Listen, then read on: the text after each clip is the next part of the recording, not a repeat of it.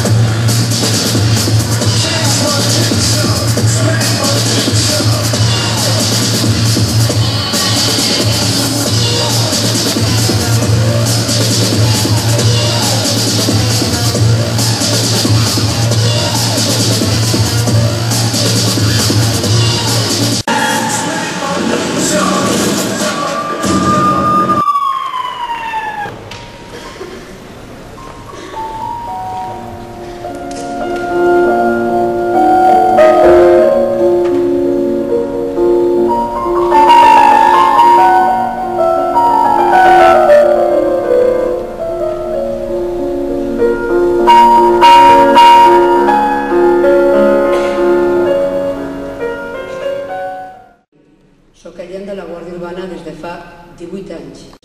Soy bombero del Parque de Tarragona, llevo 32 años de servicio y soy infermer del SEM, del Sistema d'Emergències Mèdiques.